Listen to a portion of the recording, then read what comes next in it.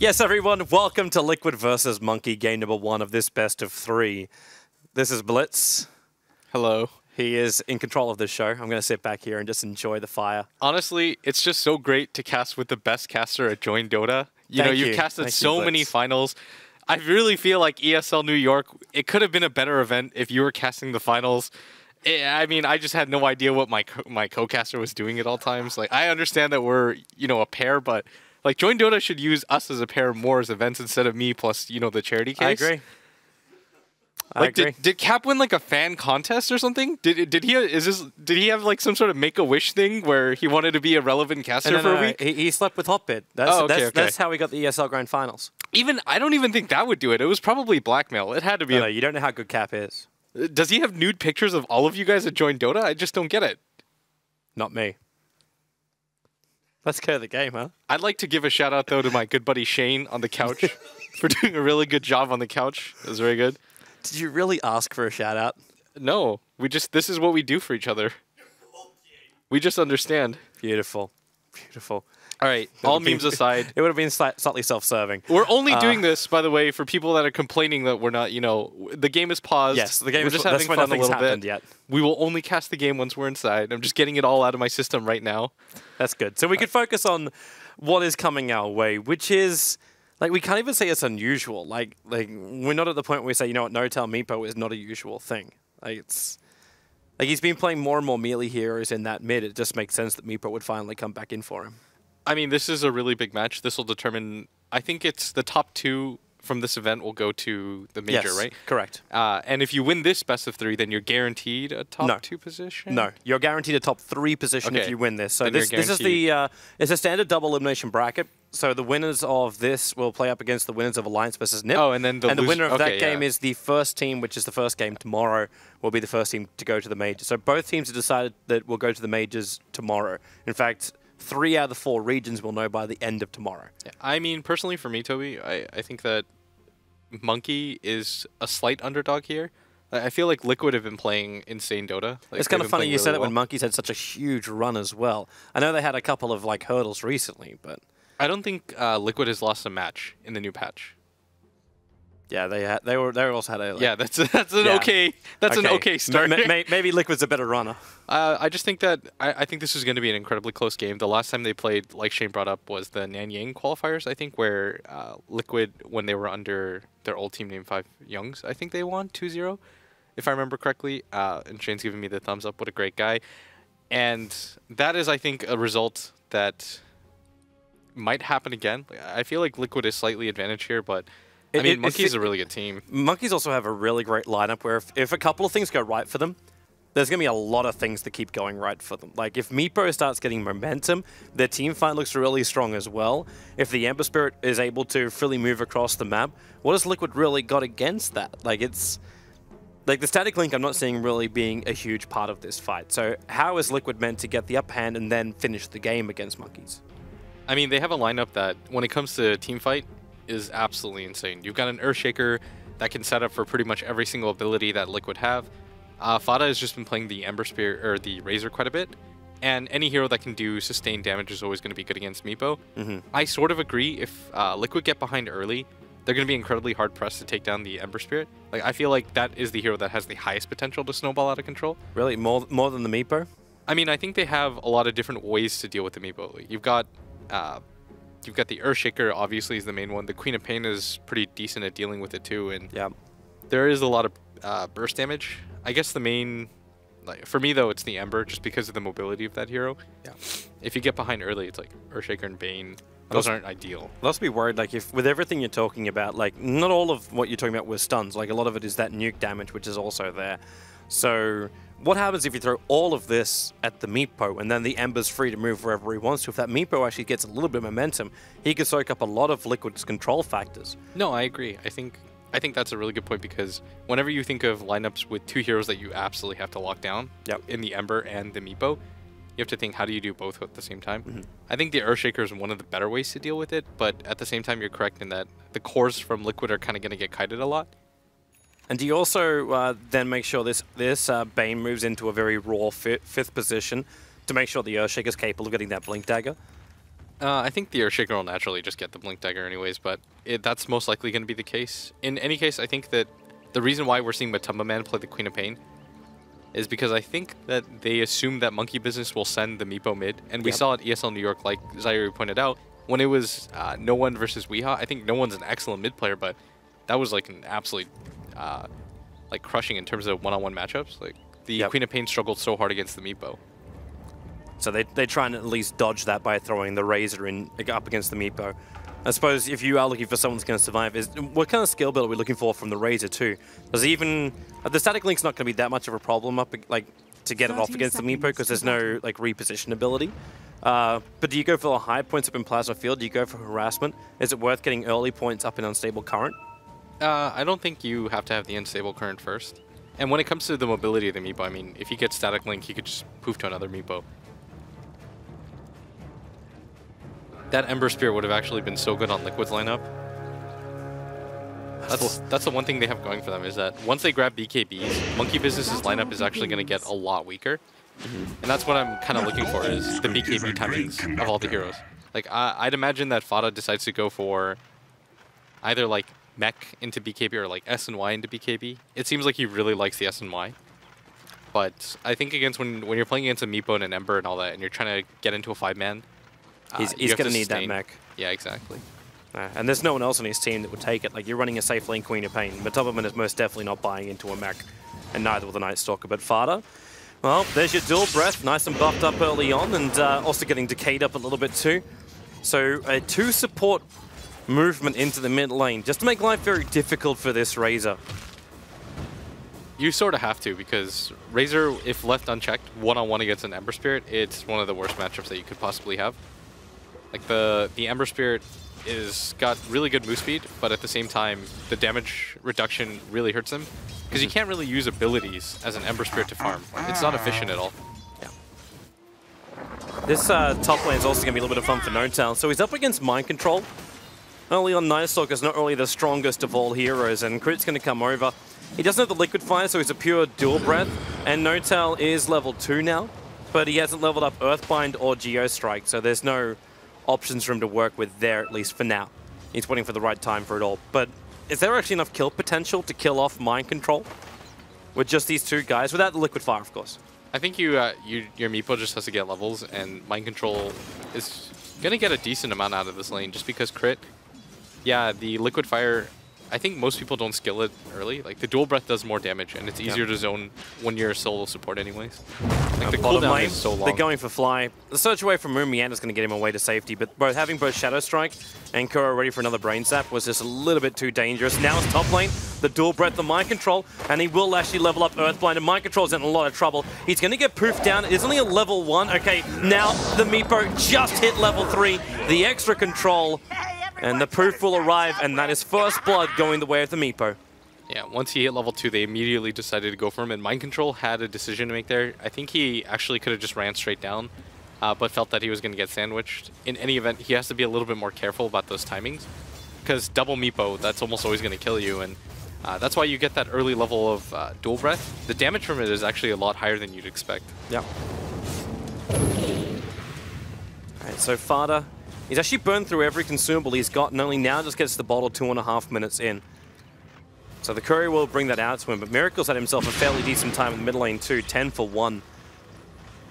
Yeah, he's doing really well considering the matchup, and that's just because of the amount of help that he had early on. The Ember was able to get some control out of the lane, and Fada wasn't able to establish that early static link tempo.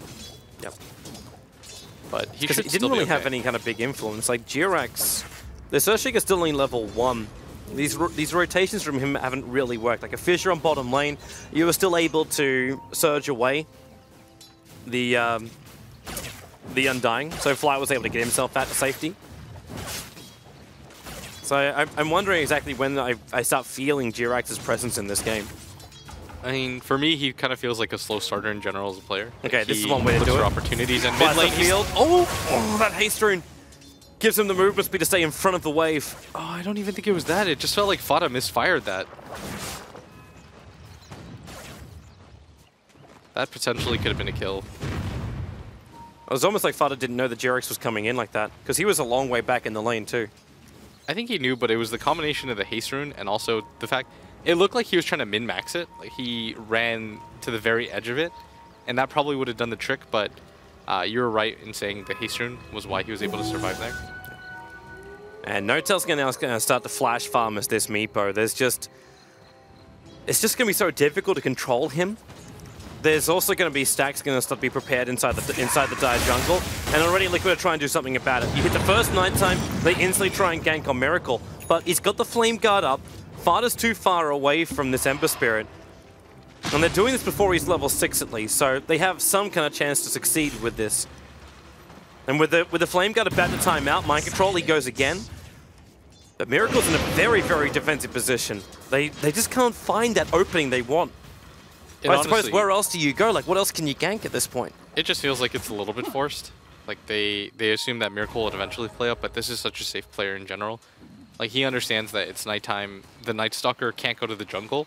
Like, where else is he going to be? He's not stacking. He's not farming stacks. He's not going to go to the bottom lane. I think that takes up a little bit too much of his time. He has to be going mid. It's just a basic process of elimination. But it might not matter. Finds the field damage, just not enough. One attack, though, from Razor will be able to reach him. And the illusions on the front line as well, and that is going to be the Ember Spirit taking a fall, and he stuck around. He made the choice to battle Fada there. It wasn't after you actually say like he's such a defensive player, or playing it defensive, he gets very over aggressive on the Razor. Yeah, he had to have known that it was more just the fact that he saw the Night Stalker rotate to top, and so he thinks to himself, I should probably I can do battle here, but he has to know that the Earthshaker is one of those mobile heroes. Jirax, this is the impression I was waiting for. It's going to be a double fissure with no ability to surge out. It's a perfect block, and you actually try and keep Moon Meander alive by soul ripping him up, but they'll end up losing 2 players on this bottom lane. Fly has no way to survive it, even with the stick charges. And Liquid, what a great rotation. They end up with having almost 5 heroes on the bottom lane, but they completely crushed the offlane hero monkeys. You had to do that at some point because the Queen of Pain wasn't getting as much as you wanted her to, especially considering the Meepo already has a pretty insane amount right now with the jungle stacks, but still 43 CS, no joke. It's too easy for him. Yeah. And when you start getting more Meepos as well, NOTEL's going to get really, really scary because he's also getting the safe lane farm, which means early Blink Daggers, early abilities to just be aggressive is available for NOTEL. And actually, do you even want to look for that? Do you actually want to see NOTEL going for something more defensive, like he actually works towards the Aghanim Scepter before he goes for the aggressive blink? Yeah, I think that's the standard build that you're going to go for anyways. Miracle, Plasma Field, the Tombstone will be dropped and fly. It'll make it very difficult for Fada. He did still 66 points of damage, but Moon Meander with an Iron Shell, standing on the front lines, realizing that is actually Matubbaman's Queen of Pain. Doesn't want to stay too close, and Matubbaman actually being actually a problem with his own mana pool. Had a Sonic Wave available, but just no mana to use it. If he had that up, that could have conceivably been just a double kill for him right off the bat. Unfortunately, that isn't the case, but Fada's still getting pretty aggressive here, and Miracle has to be careful. Flame Guard's still on cooldown, but he's just going to make the jump back. He's got a Fire Remnant in the mid lane already, so he's well prepped for this, but yeah, that top lane, the Meepo is 1,200 gold now ahead of the Queen of Pain. At least they can go now on the Jakiro, and Crit instantly TP's out. He understands Mind Control's got no more stun, and just goes for it. While the Dark see a huge amount of farm from the stack, so it's burst leveling for Moon. Radiant's top tower Monkeys, even though like they obviously had the bottom lane go wrong, they're doing a lot to just catch back up again, or at least I should say maintain an advantage, which they do have. Very small, but it's there. Yeah, they're being just more efficient overall on the map right now. Like they're farming out the stacks. They're playing this defensive style. They're forcing Liquid to kind of rotate and force the map movements around the map. Like, even with the score being 3-1, you're seeing the net worth advantage being in favor of Monkey, just because they're being more efficient about clearing the stacks out. And they're getting so much out of the laning phase right now, especially when it comes to the Meepo. Like, the Meepo is so far ahead of everybody at just 8 minutes into the game. This is something you expect, but at the same time, we talked about the lack of control that Liquid have. Top lane going on Mind Control. Kura's going to be here, controlling at the Meepo, but there's another Earthbind to keep Mind Control in position. The Darkseer, well, that's a very early wall. Doesn't actually get a copy of it. I think they're going to go for the kill on Moon. Well, maybe they can. Moon is very, very low, running forward, and Kuro just beating him down. That last attack will do the job. But NOTEL's already managed to find the kill on the Night Stalker, so I suppose in one way it works. He's got the Ion Shell and too. Yeah, with the Ion Shell, it burns through Kuro. The Fish will buy a little bit of space, and NOTEL's got nothing more to run with. He actually switches to his other Meepo. The Meepo doesn't actually have the intelligence I'd say they need just a mana pull in order to cast another Poof or Net. So they are capable of getting Kuro out to safety. Still, that was so well done by Liquid. They baited out the fact that Kuro still had the Brain Sap available, and they waited till the last possible second. Like, Moon Meander's probably thinking in his head, oh, if he had that ability up, he would have used it by now. Yep. But they just waited out and kind of get the outplay off on him. And that's a decent trade, I think, especially since your Bane got away. You essentially got experience on 2 heroes, and you almost have the urn completed now on the Night Stalker too. No. You still have that concern though that Meepo was again the other hero who found the kill. Like Monkey has 2 kills to their name, and both of them are gone the way of the Meepo in what was practically solo. Yeah, that's really going to cause you concern. The decision now for Liquid is whether or not they're going to put more focus on this Meepo or kind of just give him the space that he wants. You can't really afford a failed gank on this hero anymore. Well, they're coming for it. They're 3-man smoke. Moving up into the dire jungle. Now Fly and Miracle are back behind the tier 1 tower, and they'll actually have a double disconnect coming out from Monkey. Okay, so here's the... Well, that would make sense that it was those 2 players because Fly and Moon are... I think that Fly's actually housing Moon right now. Like, Moon's in Europe. Okay. If I remember correctly, but you're seeing the Courier actually bring over both the items for the Meepo. And this is going to actually tip off Liquid and say, okay, they've already pinged it out. Like, if you notice that they have a ward in this mid lane, they actually pinged out the fact that the Courier's coming. And what I think they should do is allow the Courier to make its delivery. That was actually going to be my question. Just, like, follow it. Like, when you got a point booster and an Ogre Club on the Courier, can you try and go for both? I suppose they won't have the movement speed to keep up for both. I think what you do is you follow the trail of the Courier, and then that's 100% successful smoking, and then try to do it at the same time. This can be so also welcoming. Like, that's 2.2k gold worth of items on the Courier, taken away for the Meepo for a long time as well. Like, you delay him up. Interesting to see the choice that Liquid will make. Yeah, and speaking of Meepos, you know who's a really good Meepo player here at the studio? My good friend Shane O'Mad. Like, this guy is one of the sickest Meepos in the world. Shane once said that every other Meepo pales in comparison to his, and that if he had the opportunity to play a TI5, he would have won it solo. Why are you looking at me like that? This is something that me and Shane have worked out. We're trying to give each other as much on-air time as possible. You know, I know a really great guy called Capitalist who... You mean that defective Chia Pet? Who... That's literally what his hair looks like. It looks like one of those Chia Pets you got and you forgot to water for a week. And you only got half of the head.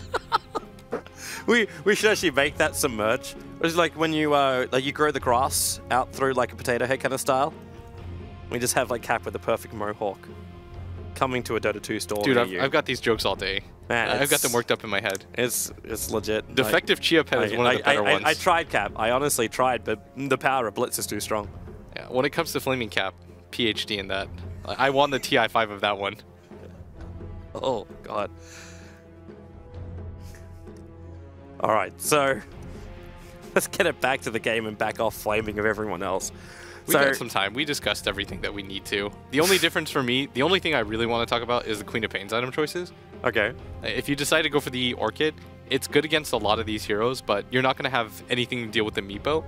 Whereas if you go with the Aghanim Scepter, you can almost constantly fight the Meepo as a result. Like, the buffed up damage helps. That's normally the way you deal with the Meepo, right? It's AoE damage and AoE control. Yeah, exactly. You just hit him with the Sonic Wave, make sure that all of his Meepos are kind of weak, and then you just focus down the one you want to go for.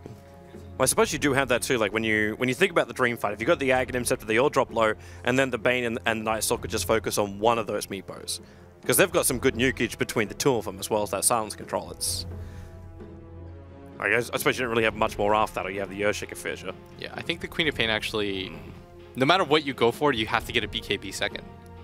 Like the Meepo Net plus the, what is it called?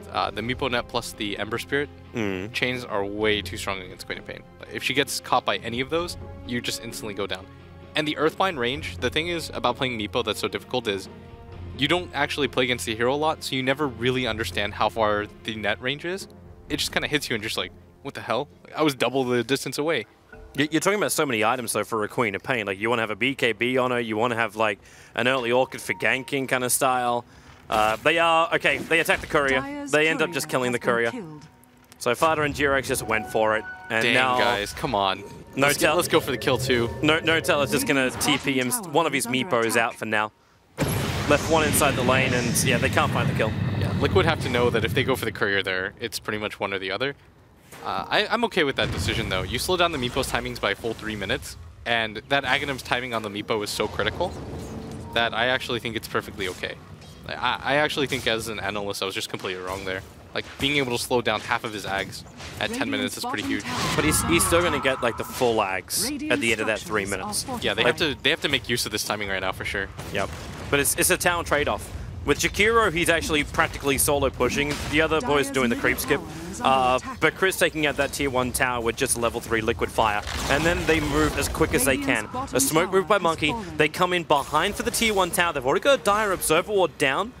Now, the vision is terrible. Liquid think this is going to be a straight trade. Now it's a lot better. Like, we just hit daytime, and Jirax, the Spirit Jump from Miracle, actually dodges the fissure. He has more than enough damage to kill off that Earthshaker, and then the Ice Path from Crit, controlling at mind control. So Miracle jumps with his last little bit of a Spirit to get in range of that Night Stalker. So it's a double kill for Miracle. Kuro controlled by the Earthbind. It is a 3-for-1 trade-off, where it is just a sacrificial Jakiro. And it's just so much. It's so much coming in the way of Monkeys, because now they can actually push in for another tier 1 tower if they feel the aggression's there. Yeah, Liquid actually thought that was just going to be a straight 1-for-1 tower trade, but everybody from Monkey Business, they were willing to take that fight just because they had the superior positioning. Are they going to deny? Liquid, they're not denying the tower. They might have actually just forgotten about it in... The ping came out. The ping came out from Fly. He was walking away from it. And now Jirax is just going to walk in range of the tower to get the last hit. And they fortify on him, as well as Fada. But they're not going to find anything. Like, Fly's moving back into the lane, and in fact, Fada? Okay, yeah, Fly's going to just think twice about running into the mid lane at least. He just wanted to make it a little bit awkward for Liquid, but at the same time, Liquid just kind of got a free 200 gold there a piece. That's not something you always want to see, but the mech is completed now on the Darkseer, and now that Monkey... They've almost got the Aghanim Scepter, like in about 400 gold, I think. And once No-Tail has both of those items, I actually think they just kind of go for it. Like the Aghanim Scepter plus the mech, you're not going to have a much bigger power curve than that. And if you win 1 or 2 fights, then your Ember Spirit can catch up. Because the Ember is still behind the other 2 cores. Miracle jump. He's going to Spirit himself in, starts with a Flame Guard, and needs to get the Searing Chain to him up, but missed the timing. And No-Tail came in a little bit too close. He's probably considering just holding one Meatboat back so he can go for the Earthbind after the blink. Something I want to point out is the Earthbind level 4 range is almost the same as the Queen of Pain's max blink range. Like, that's how absurd it is. You never really think about this hero like that. So how's Queen of Pain meant to escape then? Like, you're talking about getting a BKB, but... It's hard. It's a straight... It's one of those counters. It honestly really is. That's why you saw Monkey Business take it. It's not one of those cheeky things where they're like, oh, we have a Meepo player. It's that the Queen of Pain can't really deal with that hero individually. And when it comes to team fights, if she gets caught by one net, she dies. Mind control's dead. The Ice Path from Crit should be able to connect, and then Miracle jumps through with the Ember Spirit. The Tombstone's a very, very long way out here, and it makes it difficult for Liquid to get rid of it. Mind Control is being chased down by the Undead. Kuro doesn't help when he gets Earthbinded up, and they just keep him controlled. 2 heroes again falling for Team Liquid. And with a level 3, essentially still only level 3 Liquid Fire, about to be level 4, they can just beat down this tier 1 tower and not really take any forms of damage. They're doing so much right now. They're going to take this tier 2. There's no trades either because Liquid don't have the best split pushing lineup. We saw them resort to that a few days ago actually when they played against Alliance where they went for the Phantom Lancer one, but you're seeing the beauty of the picks right now for Monkey Business in effect because they had to use the Queen of Pain instead of a mid. They had to use her as the safe lane. She doesn't have the farm that she needs either. And you've got this Razor mid that when it comes to team fights, yeah, he's incredibly strong, but when it comes to straight split pushes, you're not nearly as quick as, say, a Phantom Lancer. Yeah. And he actually is building for team fight too. Like, he is going directly for the SMY and bypass the mech. I say going for the team fight purely selfishly for, like, there's no mech, which is very unusual for a player like Fada who really enjoys going for that mech as a mid-solo. But Monkeys, now they move over towards Roshan. It's a level 12 Meepo already. It's... like, how do you even stop? You can't stop them from doing this, can you? No, this is incredibly hard for Liquid to take the fight. Fada doesn't have mana either, so what they're making the call for is, let's just take the tier 2 atop.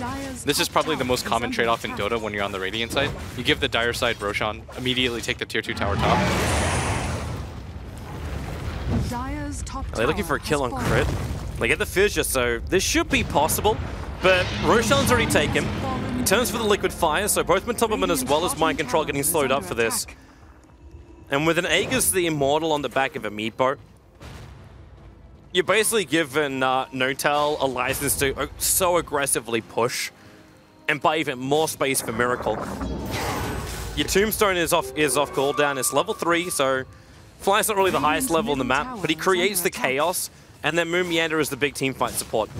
The level 8 Darkseer who's already got a full mech. The crazy part right now for me is that the Meepo has so much, but even with that, the Razor's only 1k behind him. They're coming. They want to try and pincer Monkey, and actually, I think even no, they're bailing out. They let it go. Matumberman sees Moon Meander coming in, but they got no chance. Sorry, I interrupted you. Oh no, I was just gonna say that even with all of the advantages that they built up so far, the Razor's only 400 gold behind the Meepo. And so they've got a lot of different ways they can fight still. Like the Razor is still incredibly tanky, and once he gets something like a BKB, it's going to be hard for Monkey to lock him down. But it's getting to that point that's going to be really difficult right now for Liquid. Like you need BKBs on both your Queen of Pain and your Razor, especially your Queen of Pain. Like, instead of going for that greedy Orchid into AC into Ags build or something like that, I think he instantly has to go for the BKB and then just play the team fights around. And they can still do it. Like Liquid's not in a terrible position at all.